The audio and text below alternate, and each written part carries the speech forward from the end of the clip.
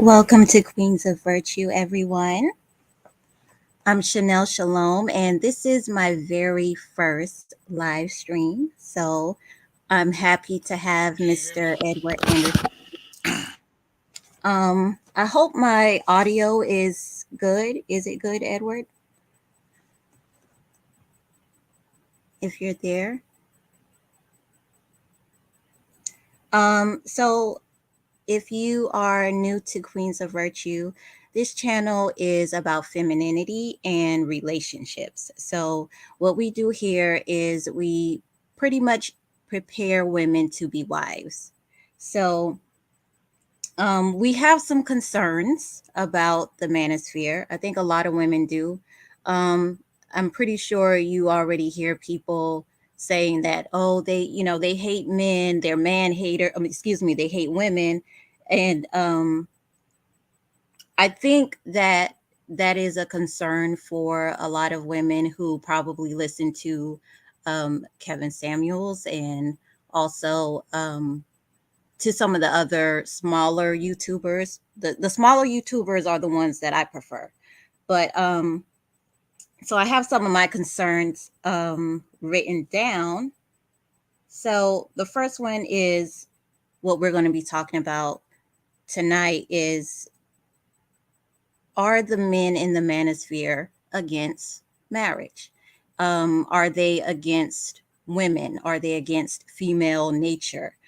We hear some of the men saying, women are naturally self-centered and only concerned with their own needs and their own desires. So we're going to be getting some clarity about that from Edward Anderson. Let's see. I'm sorry, y'all. I'm really nervous. I'm pretty sure y'all can hear it in my voice. Hey, Gino Richardson. Um, okay. So I wanna start with addressing the consequences. I guess the consequences of women not being married. Promiscuity is one of them. A lot of times when women don't have a husband, they become promiscuous. They become single mothers. They become, let's see, lesbians. Let's see, feminists, of course. And I think that we already see that in the Black community already in large numbers. But I do believe that if the manosphere is talking against marriage, I think those numbers will increase. We will have more women, being promiscuous, being single mothers, teaching their children to do the same thing, because we already have that issue going on in the Black community Can you as hear me? well. Yes, I can hear you. Yes, sir. Can everybody hear Edward in the chat room? But I can hear you just fine. So that is a concern of mine. Let's see. Also, the safety issue. If women don't have husbands, who is going to be our protectors? Naturally that should be our father, but as y'all already know, fathers are not present in a lot of our lives. So with no father, no husband, who's going to be our protectors? Who's going to be protectors to the children who are unfortunately born out of wedlock? Let's see. And also poverty. Uh, Even though women work, women also spend. They spend a lot, and that can cause some financial issues on its own. But with no male provider, with no male leadership, and someone to kind of like teach the woman how to manage her finances, or how to not spend very much of her money, I think that can also. Can you hear me? Yes.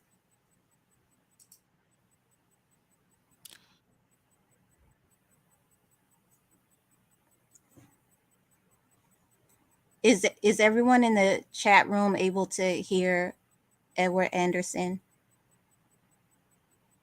I think he may be having a connection issue.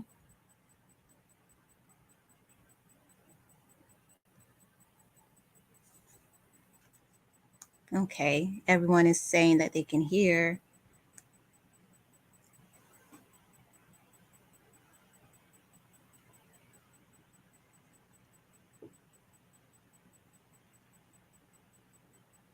Because he kind of like dropped out right after he asked if we can hear him.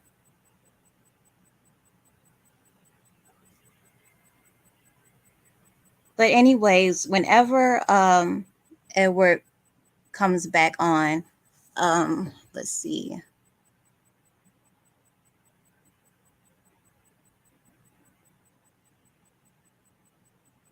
Maybe I can like email him or something and see if he's having a connection issue. But whenever he comes back on, he's going to be addressing those concerns that I have.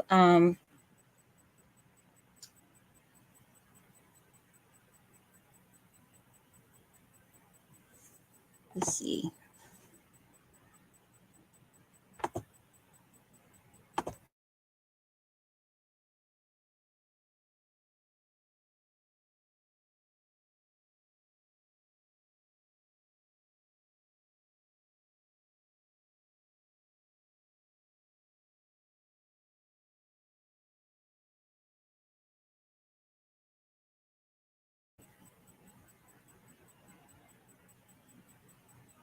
I think that his connection is kind of off, um, but for the most part, those are this interview is probably going to be about an hour or so. So he's going to give us some thorough answers about these particular things.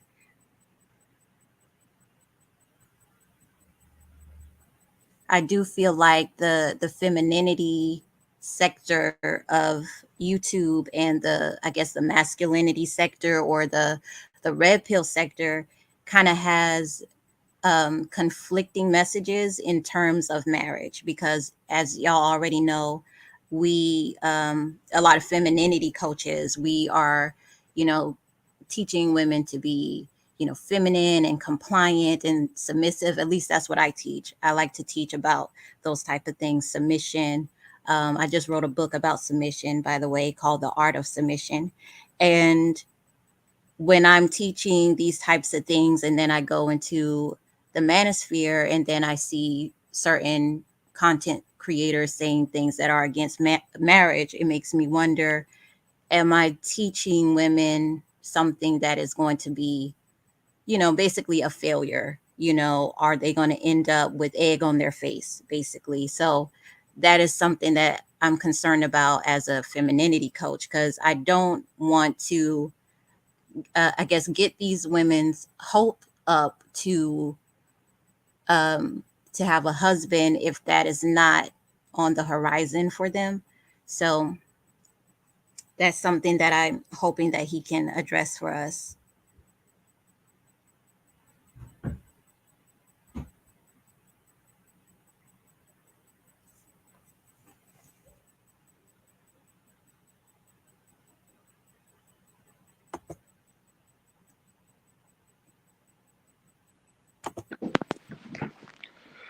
Yeah, sorry about that. I don't know what happened.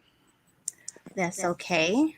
My stuff just straight. That never happens anyway. I'm a cam up. I didn't know if you wanted people to cam up or not, but rather than having that ugly circle, Mm-hmm. yeah. Camming up is fine. All right. Thank you for All right. being here. Absolutely. So would you like to go ahead and get started? Absolutely. I didn't know if you went live or not yet, but yeah, if you want to get started, you definitely can. Okay. So, would you introduce yourself to the audience and tell us a little bit about your channel? Yeah, so my name is Edward Anderson, and yeah, Edward Anderson. Edward is a middle name. Anderson is my last name, and pretty much My channel is really about, we can argue the social dynamics between black men and black women specifically. I'm trying to like move this, and okay, this will work specifically. And pretty much what the goal of my channel is really to do is to really dig into the psychology, of black people. No, I'm not a psychologist. I came into this from a pro black standpoint, and then pretty much what I saw is a lot of stuff was happening in circular loops and nothing was getting done. We've been talking about the same thing. What needs to happen, nothing was happening. I'm what you would call an economic pro-black, meaning I focus on like the money, as far as at the micro and macro levels. That's what I care about. I do other things, but this is a passion that I put a lot of time into. And so pretty much, I landed in the black manosphere from that pursuit. And what I've tend to learn is our main issue that we have, and this is both black men and black women, is culture. And so my channel discusses that. My channel discusses really a lot of things that people don't want to talk about. I'm very hard nosed. I'm very direct. I try to keep it organic and raw, and it's very interactive. And at the end of the day, you ask me a question, I'll answer it. If you act stupid, you know, my channel is for adults. I'm gonna say it like that, and that's true for dudes. That's true for women. Um, and pretty much that's what it is. I try to go where a lot of people don't want to go, and whatever people don't want to talk about is typically what I'm going to talk about as far as the things that we've ignored. And that's really what you're going to get from my channel. That's what my channel is about. Excellent. Okay, so in a nutshell, can you explain to us what the manosphere is and what it means to be red pill? All right. So as far as like so there is the general manosphere, which is much bigger than the black manosphere, and then there's the black manosphere. All right, so general manosphere could be lumped into like men's rights movements. A lot of people heard about MGTOW, years ago. The black manosphere is similar, but it's really something different as it focuses specifically on black issues versus general American issues. There are some black people, black men in the normal manosphere, but typically the black manosphere caters to black men, and as a result, black women are generally what we're going to be talking about because a lot of most black men do date black women. The question generally is, do they exclusively date black women, or to what degree do they date black women? Um, so there's that. Also, it's not even about so much dating as well. It's also the family dynamics that we deal with. We grew up in this. So people often get it confused that red pill is really just about, you dating. That's not really it. The dating market sector is really something different. We're talking about something a little bit deeper than that. So that's really what separates the black manosphere from the normal manosphere. As far as what this is, think of it like a barbershop. It's for men to be unapologetic, to give a voice, to talk about what they need to talk about. It doesn't necessarily have to do with women. It could be, a lot of dudes talk about getting jobs coming up economically. It's just the women stuff is just what triggers people the most. So that's what get talks about the most. That drives the most engagement. But at the end of the day, the black manosphere is for black people to deal with it. As far as what it means to be red pill, that's just being aware. That's all it is. You can say, before they came up with the term red pill, you can say being on game. It's about being aware, and being aware of your surroundings, your social environment, your physical environment, the political environment, and people may focus on others things more than just one or the other, more focused, but that's what it is. It's just being aware. That's it. That is it. It's no deeper than that. Okay, so that kind of makes a good segue into the next question. Can a woman be red pill? And are women welcomed into the manosphere? Women can be red pill, but it's unlikely. And it's unlikely because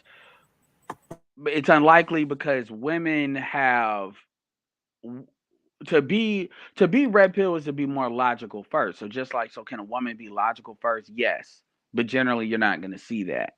Yeah, women have their wants and needs, and a lot of times that intersect that conflicts with what red pill, because women tend to want to. I don't want to say women are fundamentally selfish, but women have been genetically predispositioned to be selfish. Why? Because they have to deal with, and when I say selfish, I'm talking about them, kids, they nest, so they consume, versus men are judged based on more being productive. So as a result, and also women, for the most part, men are subject to the environment. We don't get a lot of mistakes. And that's true for any man. Now, some men get more mistakes than others, but as far as the raw natural world environment, men have been genetically dispositioned as strong and survive Darwinism. So you being logical, you being aware, and you using that is to our advantage versus women. Women can get generally have seen they can get more return on investment by not doing that. So they typically don't. And the West has exacerbated that. So sure, a woman can be more red pill, but you can be red pill, but it's not likely. And especially in this environment, it's not likely. As far as are they welcome, that depends on who you ask. Different content creators have different opinions on that. Some men believe women should not be there at all, and it's not necessarily hate against women. It's that some of it is they can't contribute anything. Others is they know men don't know how to act around women, as far as they have black men have this tendency to want to defer to women, which is problematic. You can see that in a lot of the female channels that have come up. Like not so much the brand new ones, but yeah, they, Danique Marie, stuff like that. Me, I really don't care. If anybody's welcome on my channel, as long as you act like you got some sense. And now, generally, I give a preference to black men. I give a preference to black people. So I'm gonna probably deal with black women before I deal with white folks or Latin folks. But and full disclosure, my channel was 95% subscription of men. That's just how it was. But I've had women on my panels. I have women that come around. I don't necessarily say because you're a woman, your opinion is not needed. I judge them individually based on what they're saying. And as you've seen, when dudes talk stupid, they get the stupid treatment. In fact, I have a lesser tolerance for dudes talking stupid than women. I'm sure you've observed that. So, but it depends. The bigger channels are more likely to welcome women. The smaller channels is more of a case by case basis, but it really is. I can show you. If I had to give a percentage, I'd say 65% of red pill channels, about 35 absolutely don't want women around. 65% of it are fine with it. So it's more yes than no. Okay, cool. Um, this wasn't one of the questions that I planned to ask, but if you don't mind, That's can fine. you tell us why? Uh, I guess why certain channels want women around and why certain ones don't. So two reasons. One, yeah, part of it is a business aspect, but it's also um some dudes want the interaction. Some dudes want the interaction. Like when you look at the bigger red pill channels, let's even take MT like mediocre tutorial reviews off of it. You got people like Chizza Zed. You know, it's different. It changes the dynamics of the conversation. Also, it seemed more as legitimate to the greater Black YouTube to have women around, because then that gets around the questions of how does he interact with women in real time. Is he really a basement dweller? It's the same reason why people choose to cam up versus not. So there's business reasons, but there's business reasons, perceptions reasons. They have women around in their real life, and they don't have a problem who they are online is how they engage with women offline. So as a result, why not carry that on to YouTube? So it's different reasons. Even the dudes that don't have women on there, it's not that they don't deal with women. It's just that they want to have a certain type of conversation. Um, and women kind of pollute that in their opinion, but it really is kind of a case by case. Cool. Okay, so some of the concerns, I don't know if you got to hear it because I know your connection was kind of going in and out, but Yeah. we some women have some concerns about the manosphere, saying that the men seem to hate women, or one of the concerns I have is that the manosphere being anti-marriage and what that is going to mean for women, because when women are not married, they tend to fall into a lot of, for lack of a better term, sinful behaviors, feminism, single motherhood, promiscuity, lesbianism, a lot of that type of stuff. And then they pass those type of ideologies down to their children. So, and also I touched on the fact that women not having protectors, not having husbands and not having protectors and all of that stuff. So, first I want to know is the manosphere anti-woman? No. But the fact that we're even asking this question speaks volumes. So one thing, and this is one thing where I wanted to do a back and forth. We can come back to this question. I'm going to answer the question, but I want to come back to it because I want to give people that are listening time to answer, not my people, but people that have these concerns. And straight up, if you're if you come from my channel, I appreciate y'all engaging, but I prefer the people that are on her channel to engage because if I'm looking at the chat, I want to be seeing more of her folks because that way I can respond to that, when we have that time. But I'll answer the question now, and I want to come back to that because one question I want to ask is what are these specific things? Because I always hear, are they anti-woman? This, but I don't really hear that mapped out. But to answer your question directly, no. The manosphere is not anti-woman. A lot of dudes in the manosphere are married to black women. Actually, SYSBM, Save Yourself Black Men, is actually a separate thing than actually the black manosphere. Just FYI, it is, and that's the person created that has said that and made that very clear. We have certain things that cross, but it is separate. We have black men that are married in this space that are content creators to black women. We have black men that contribute that have been married to black women for 30 years. Some of these guys have nothing but daughters. We have dudes that have kids with black women, and then most of it is ADOS, although we have some that are not ADOS, have kids with not ADOS women. More guys in the black manosphere deal and engage with black women than don't. Most of the guys that are pretty much not really dating sisters like that are in SYSBM.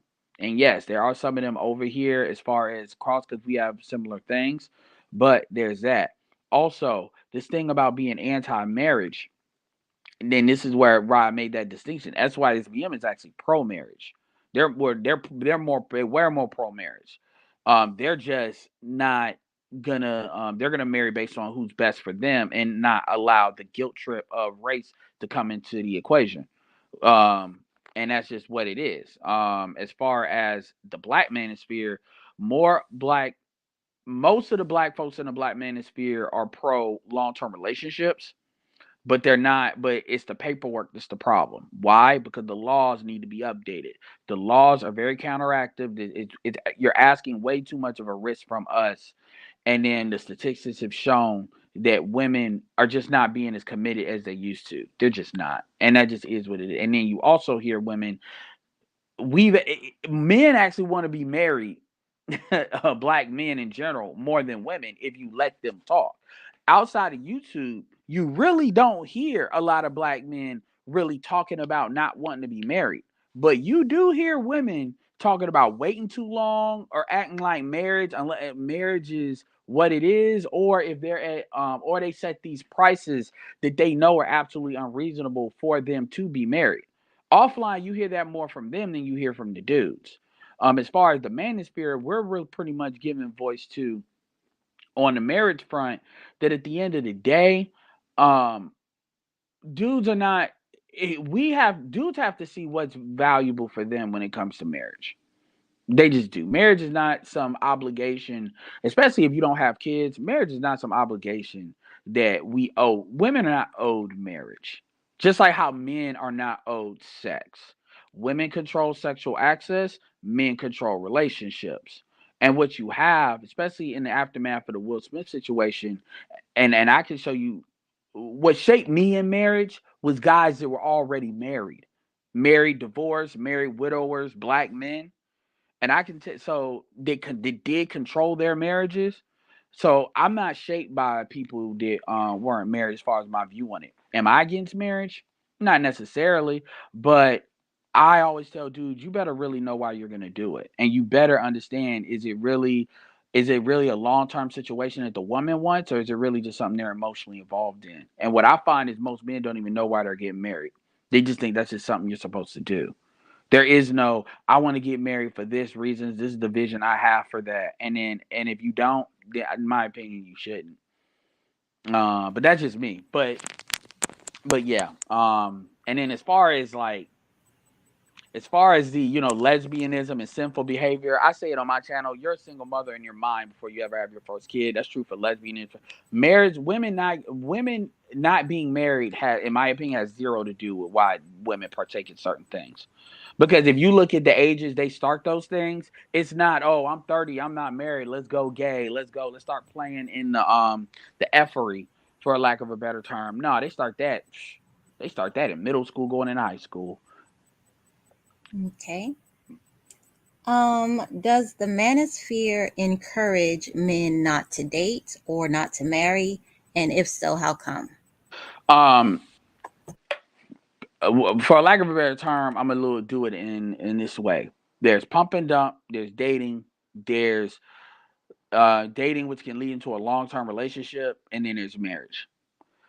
The manosphere, most of the guys, even though it is debatable, and I would argue it's about 40% of the guys in the black manosphere, and I'm talking about outside of Kevin Samuels, that's open to marriage. It's about um the rest of them, for the most part, are open to long term relationships, like common law stuff. As far as without the paperwork, spiritual marriage, whatever you call it, but they're not. It's the paperwork that's the problem, because the paperwork is what ties you into the state with the BS. I'm in North Carolina. I'm in a great state when it comes to marriage, as far as being fair. That aside, and then you have, within those, you have dudes that are probably going to be talking about pump and dump or long short term relationships. And they're not, and none of us are about lying to women about that. We're all about, being upfront about what they're looking for. So nobody's about, oh, pump and dump, but you lying to women. Nobody agrees with that. So it's a mixed bag. But the problem, it's a mixed bag. It's basically, what is the level of risk that you're willing to tolerate, and nobody's out here telling black men to not have sex with women in general, or black women in particular. As far as just completely don't deal with them just because they're black, nothing else. Nobody's saying that. That MGTOW, which that's not really what MGTOW is, but that the perception of that with MGTOW, that was rejected years ago in the black manosphere. So MGTOW is something different. As far as girlfriend and dating, nobody's not about doing that. What you hear in the debate is, should you take a woman out 3 times and court her when she hasn't really invested in you, as far as sexually, whatever? Had she shown real interest? That's where you hear a debate, and most of us are going to be about men protecting themselves in that way, saying, if she's not into you, she's not into you. Stop trying to chase her when she's not into you, because we know with our women, if our women are into you, you're going to know. And then as far as marriage, that's where it starts to taper off. But if dudes are married, they're not shamed. If they want to be married, they're not shamed. Now, if you're dating single mothers, then yeah, somebody's gonna say something. But if you have like a wife, you got married, all of that, you're not really gonna hear dudes, oh, well, you're married, you shouldn't talk on this. Not really, not in our space. Okay, cool. This is kind of a another random question. Do you know why the Black Manosphere seem to reject MGTOW and why Uh, they? I'm sorry, rejected MGTOW, but I guess accepted SYSBM. That's because MGTOW is, to them, a lot of dudes saw MGTOW as the gateway to homosexuality, even though it's not true. It was perceptions. If you look at a lot of the folks that rejected MGTOW back then, this is like 2012, 2013. It was these were guys that were really, these are really Xers, and a lot of older millennials. Um, and so, but the Z's don't reject it outright because they're just in a different. It's different things with their generation. But MGTOW was never about not dealing with women. MGTOW was about prioritizing yourself, and not allowing and understanding that the society. It wasn't about so much the women, it's about the society and how the society uses women to extract things out of men. So basically, when you look at I'm a marketer by trade. So when you look at like the economics of going to restaurants, buying consumer products, certain industries like makeup industry, all that is designed to. We know women are hyper consumers. They consume a lot. That's regardless of race, And then the men are most of the stuff that men buy is generally designed to attract more women. And that's another way to get money out of them. Not to mention if you're married, purse strings. But the society actually prefers women to be single because single women spend more than married women. So this is why you see some of the things that are pushed. MGTOW was really designed to address that. But that got lost in translation with black men because black men have different cultural issues that other races of men don't have in relation to our women. This is not about the women. This is just this is the perception of how they think. So as a result, men rejected it. SYSBM has nothing to do with not dealing with women. SYSBM is a rejection of the obligations to the black community. That's why, and any of y'all want to get it from the horse's mouth. The main dude at SYSBM is called Matt Bus Driver. He's the one that created it. So what he says is what it is. I'm giving my opinions, but I know what I'm talking about. SYSBM, the biggest issue with SYSBM is this sexual policing of black men, this obligation that black men owe the community something without anything in return. So when you really ask black men, what do black men get for the community? Nobody can answer that question. That includes other black men. And so SYSBM is really I'm doing for me and the community can kick rocks. If the community wants me to come back, then really, if you're really SYSBM, you're not even open to the community bringing you back. Let me be very clear with that. That being said, folks are going to have to provide incentives for people to want to come back to the community. Now, it's a misnomer that everybody that's SYSBM doesn't date black women. That's not true because it's not race that's the issue, it's culture. So SYSBM is a rejection of black culture as it is today. It's not, and it's just black women. Women are carriers of culture, and a lot of black women buy into certain cultures, but they're not going to date. If you date like a bad baby or a white chick, an ace of spades white female, or a white female that acts ratchet, that is frowned upon in SYSBM because you're just dating an urban female in white skin. That's frowned upon. So it's actually not race, it's culture. And with SYSBM, black men in a manosphere are more so trying to build awareness with other black men of the problems because if we're more united, then we have more leverage.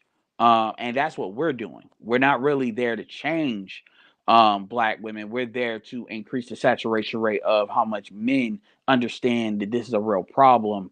And yeah. And by the way, can I get time out for a second? Y'all know what I'm talking about in the chat, and I know it's people from my channel. Stop putting that in the chat. Stop being gossip betties. I remove comments from my own channel. Do not do that. I don't know what y'all talking about, and stop putting that in the chat, and you know exactly what I'm talking about. Anyway, sorry about that. That's fine. Okay. Do you believe that the red pill will make it hard for men or women to find companionship? And what I mean by that is, um, I hear people say that, basically once you go red pill, you can't go back type of thing. So, do you believe that the red pill philosophy or ideology or whatever you want to call it will make it hard for men to I guess view women in the same way or in a way that would make them, I guess, want to commit to them, if that makes any Well, sense. it depends on what we're talking about with commitment. If we're talking about marriage, then that's a different thing because that's legally binding. If you're talking about just cohabitation, no. The reality is that really essentially what's being asked is do men need to be manipulated and do men need to be basically in a the issue really is trust. So if women are not trying to get over, they're not going to have a problem. And when I say get over, I mean there's a certain, and I understand Like there's a certain in every relationship, even in familial relationships, sexual, non-sexual, whatever, there is the law of reciprocation. As long as that's being honored, you're fine. Women are always going to get more out of these relationships generally if they're real. Now we're not talking about side pieces, by the way. We're talking about actually one-on-one boyfriend girlfriend relationships, right? Women are generally committed relationships, not like okay, the dude can sleep around, he's doing that. I'm talking about one-on-one. Women are generally going to get more out of those relationships. People in the red pill black men understand that. That's not the issue. The issue is the stuff that's so exaggerated. Right, like at the end of the day, if I'm making six figures, and I hate to go that number, if I'm making six figures, it's not even about the money. The reality is women are going to get more out of that. Dudes accept that. The question is, it's just beyond the pale at this point. And so, what's really changing is how men evaluate women. And the problem is, women are so used to certain things that if men are evaluating you differently, that's a problem. A lot of men don't even evaluate women for the long term. They don't. They really look at, oh, I like how she look. Oh, I like how she act. Okay, the end. They're not looking at like this woman's family. They're not looking at, okay, she has kids. You know, what does her mom look like? That's a good indicator of what she's gonna look like. Does she have any aunts? Or are they married? Are they all not married? Dudes ain't looking at that because dudes are not taught that. They're not, and they're not taught that, and even if they're not taught that, they choose not to go about that, so they're putting themselves at risk. So if you're a woman and you're coming at stuff at good faith, you have nothing to worry about. I mean, remember, it's 20 like 30, 33, 32% of black men are married, 85% of with black women, like 29% of black women are married. So the red pill isn't gonna, oh, we can't deal with each other. But if you're a woman and you're trying to get over, then yeah, it's gonna be a problem. And that's generally the women that have a problem. I mean, that's generally what it is. I mean, let's be very clear here. The bar is so low for black women in the black community now because dudes are just so used to women being on acting like a bitch just normally, that if you say sorry, you're like put into the 90th percentile. If you apologize for something that you know you did, dudes are looking at you like, oh, you different. So, and that's another thing too. Women are looked at as a case by case basis. This idea that dudes are just blanketing women is not true. When we actually approach and deal with women, women are in the chat or whatever, they're being evaluated based on what they say, what they do, and questions that they answer based on what they're given. Yeah. That's it. Yeah, that's it. I mean, if you find a dude that's a red pill man, just know that he's not an idiot. Now, you also got dudes that pretend to be red pill, but when it come down to it, I want to say this to be clear: if you're a chick and you're like 8, 9, or 10, I almost take women out of that category because they're universally attractive, and most dudes that say they red pill, they gonna make exceptions. And that's on them because I'm not like that, but that's on them. If you like a 6 or 7, depending on it's iffy depending on if you the cup of tea that dude likes, right? So it's a lot of dudes that they'll say that, but when it comes down to it, you know, they'll buck. So it ain't like dudes are robots. But anyway, I just want to throw that out there. Okay. So, in your opinion, do you think that it is in women's best interest to date red pill men or blue pill men? Um, I would say, I would say I would honestly say it doesn't matter. And I'm going to tell you why. Because the difference between a red pill man and a blue pill man is awareness. So blue pill men are going to trust women more, right? So can you get over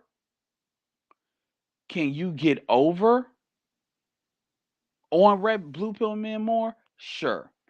But red pill men are going to ask certain questions that other people red pill men are gonna ask certain questions in their own head. They're gonna be evaluating you, and they're gonna be evaluating you always. Blue pill men are easier to trust. So if you're a woman where, you got some stuff you doing behind the scenes and you ain't trying to really worry about a dude, really, it ain't even about all up in your stuff. It's red pill dudes are not going to necessarily ask you where you been. Let me get your phone. If you would do this, those are goofy dudes that do that.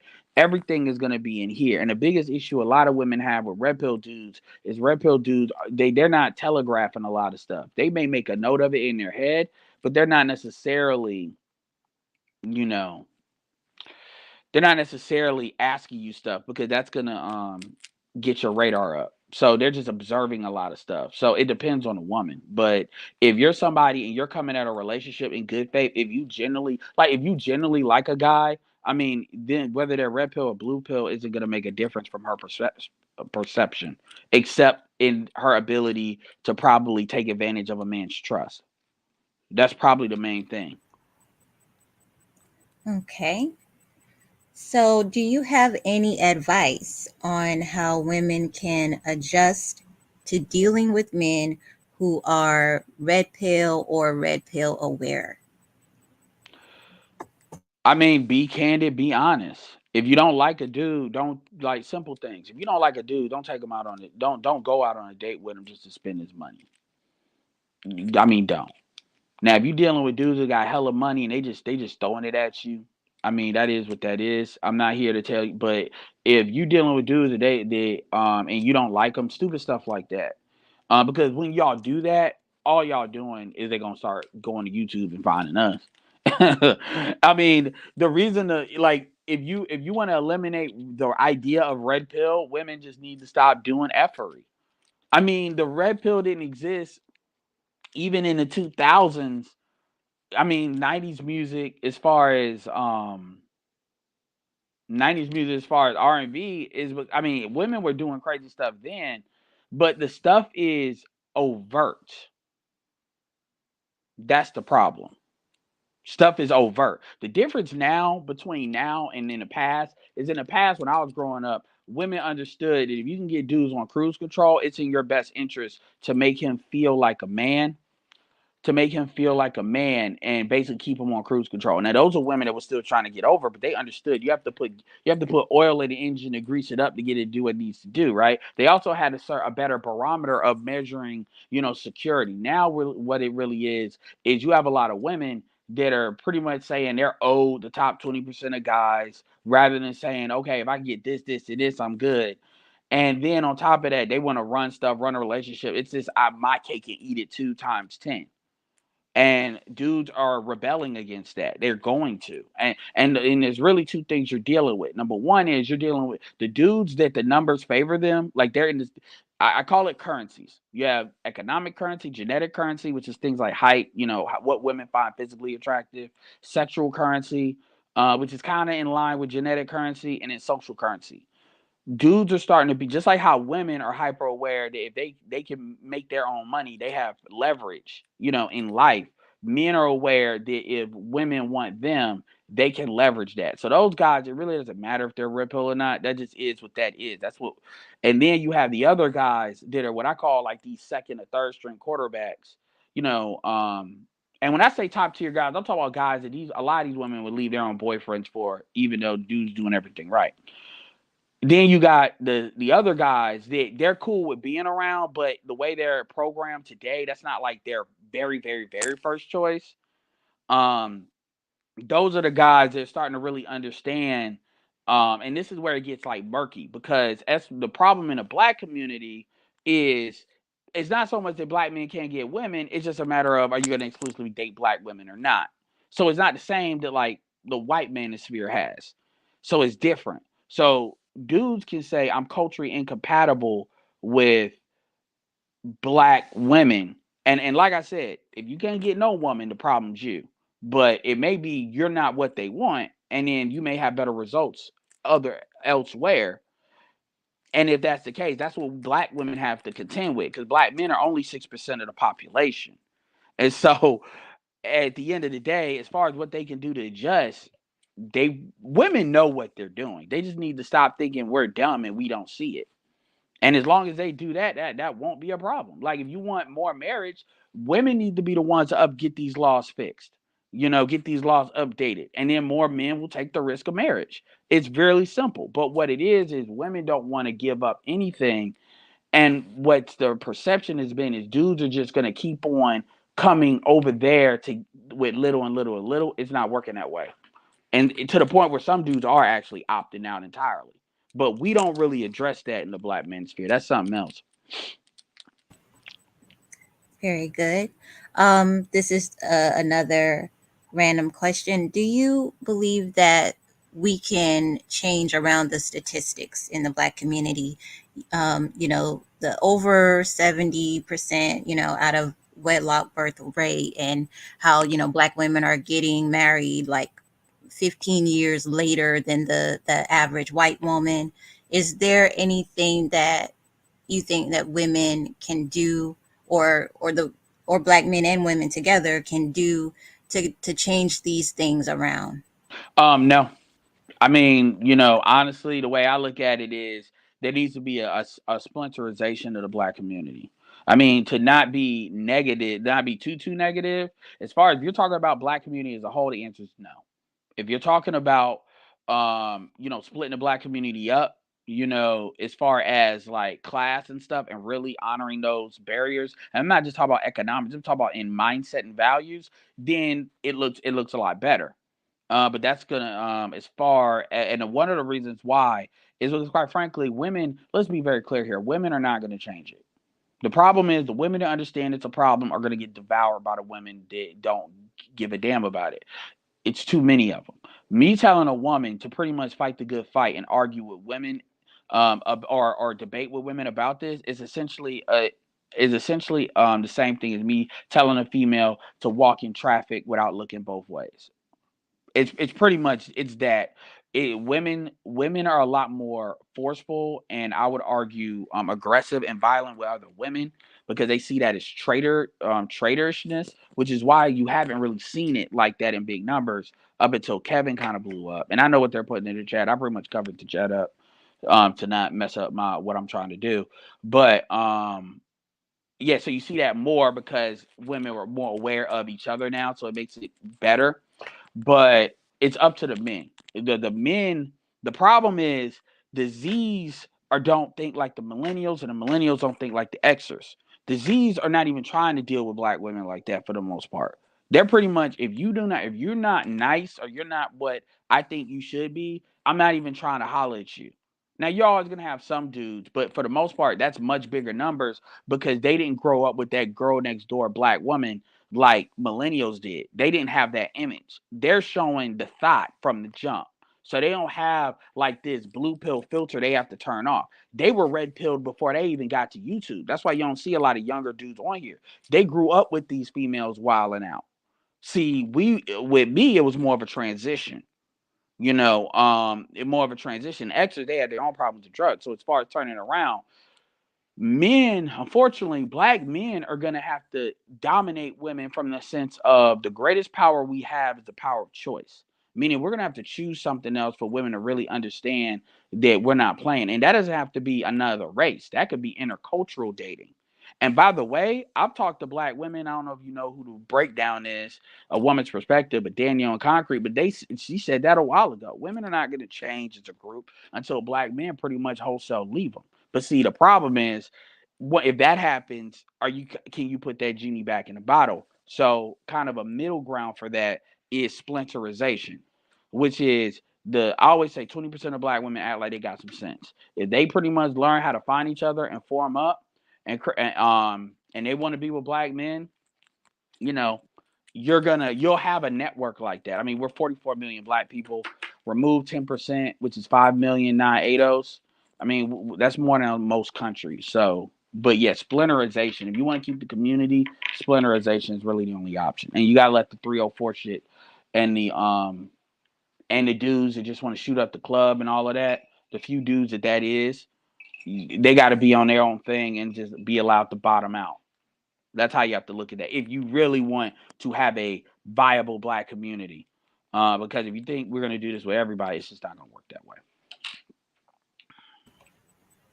Cool. Okay.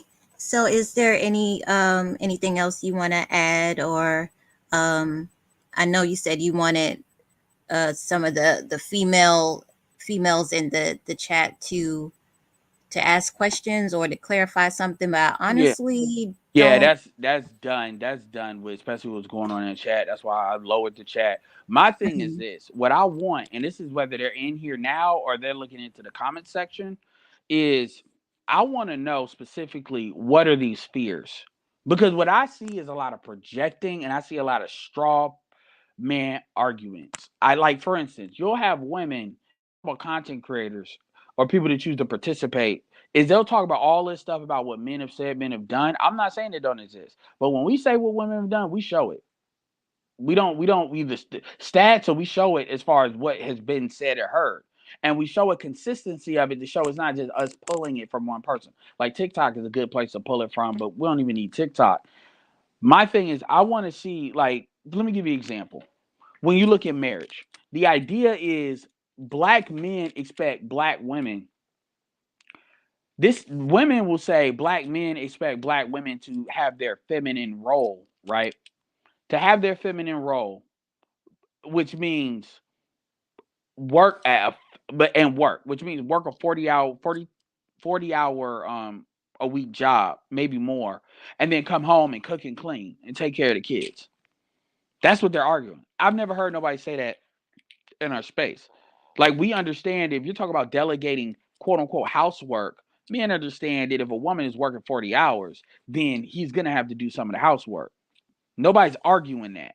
Whether you're cohabitating or whatever, that's something that's put out there as an extreme mechanism. Brothers do it too. When it's something that brothers don't want to do, something that black people do. We like to go to the extreme in order to and act like that's the normal. That's not.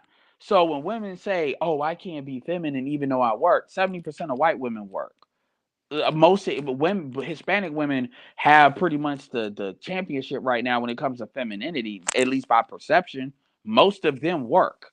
They work hard. A lot of them, like, it's just not tolerated. And what it is this comfort that men have gotten women comfortable in, because this is all men know, in letting women, the baselines are off. So when I hear women talk about I can't be feminine if I work, or they talk about I'm afraid of red pill men, I'm like, what are you talking about? Like, so if somebody were to ask you, what do you bring to the table? You're just gonna run in fear. I mean, let's stop acting like women are evaluating men on long-term relationship basis anyway, most of the time, because a lot of times women are not in that mode. So what I want is an honest conversation. And if they want answers, I mean, we can have that conversation. But what happens is I just see women basically getting triggered by what gets said, whether it's Kevin or whoever, and then they just start throwing stuff out. And it's like, who said that? What are you talking about? So I'm at the point really where if women start talking about I'm not gonna do this or do that or whatever reason, I tell them, look, if you can't do that for a black man, I'm not here to tell you you're a bad person. If you can do better somewhere else, I'm gonna tell you to do better somewhere else. I'm not here to tell you to stay in the black community, and I'm serious about that. If you can get a better deal somewhere else, go get a better deal. I believe black men should earn black women, and I believe black women should earn black men. But what I will see is black men have accepted where we are, but sisters want to be graded on a curve, and dudes are really starting to understand it's not about dudes are not inherently the prize. Let's be very clear here. But when dudes work themselves up to be in the positions that they are, you know, that so I just want to get into the whys behind some of this stuff. Like what are they afraid of? What is it about red pill or what situation? What give me some specifics. Cool. Have you gotten specific concerns across other videos you've done or what? Um, the major concern is, are we going to be able to find husbands in this social climate? That I is mean, the. yeah, Mhm. yeah. Black women. I know plenty of black women. There are fives and fours that they're married. They're married to productive dudes. So I mean, black women are 1 in 4 married because a lot of them don't. I mean, you let Kevin. I mean, I'm not saying what Kevin said is law, but a lot of women will tell you they've gotten proposed. The question is, you can't get married married without a proposal. So the question is, are black women getting proposals? And let black women say it, unless they're lying, they are getting proposals. You're just saying no. And men don't typically propose marriage if they're just completely not married. Proposing marriage and proposing and trying to, have sex is not the same thing. So, unless if you're not able to get married, it's a very obvious problem. Even if it's not looks, it's a very obvious problem. Or it's that who you're trying to get married to. One of the people I would tell a lot of sisters to look at, even though she's not an expert on this, look at the Derrick Jackson situation. And I know I don't like Derrick Jackson like that. I think he's an emotional dope dealer. That's what I call dudes to tell women what they want to hear. But Derrick Jackson's wife didn't get Derrick Jackson today. She got Derrick Jackson when they were in college. She didn't know he would be what he was, but she liked what she wanted, and she's college educated, all that, education, all that. And she picked early. And most people, even women, would not agree that they're equally yoked as far as on the looks meter. She's not ugly at all. But when you look at how many women have demonstrated they want him across the board, I'm talking about content creators got 500K subscribers. I mean, back then, you know, um, not equally yoked like that. So, but you see that situation. So and then it's like, what age group are you trying to be a wife? Are you one of these I don't want to be married until I'm 30 types? I'm not necessarily saying you need to get married at 21 and 23, but if you get married at 30, you have two kids, all of a sudden you're 33. That's not a good deal for a dude. It's not a dude that's actually producing something. I mean, they don't get to enjoy you at all in your 20s. Not 27, not 28. And these are common sense things. These are things that elder women are supposed to check women on early. But, that's a whole nother story. Those women have gotten rid of. They got rid of them a long time ago. So that's the type of stuff. But as far as the husbands thing, if women want to really get married, it's either your looks, it's your attitude, it's either you're aiming too high as far as the stock price. And let's be very clear here. We know when women say they want to they're settling, they're not really settling. Women tend to not settle sexually. They tend to settle economically. So chances are how a dude looks is the best you could do if you are dealing with that dude. Then it's a matter of money being a bonus. So if you look at, like, I'm 5'5", I'm a shorter dude. It is what it is. But if you say I want to date a dude that's six figures, what doesn't get said, every dude that makes six figures or makes a lot of money is not necessarily 6 foot or not necessarily what a woman particularly wants. Women have different things that they want. So it's the trade-offs. So the question is what you're trading off. And what happens is women call that settling. No, you prioritize what you really value. Like white women, not saying you should be like white women will prioritize money and then try to cheat for looks. Women prioritize looks and then try to cheat for money. Not saying one is better. I'm just saying it is what it is. It's about trade-offs. So, yeah. Cool. Well, thank you for coming through. You took about an hour out of your schedule to do this, so I appreciate that. And thank you to your subscribers. A lot of them came through. And if you want to subscribe to Edward's channel, I'm going to put his link in the description or in the comment section, and also his Cash App information will be there as well. Is there anything else you wanted to add? Yeah, I'll say this. If y'all subscribe to my channel, just understand I'm very raw, I'm very direct. And I'm unapologetic about what I say. But Queen will tell you I jump on dudes just as much as women. If dudes act stupid, they're doing stupid stuff, or if a woman, the biggest thing I expect from women is candor and transparency as far as who you are, how you get down.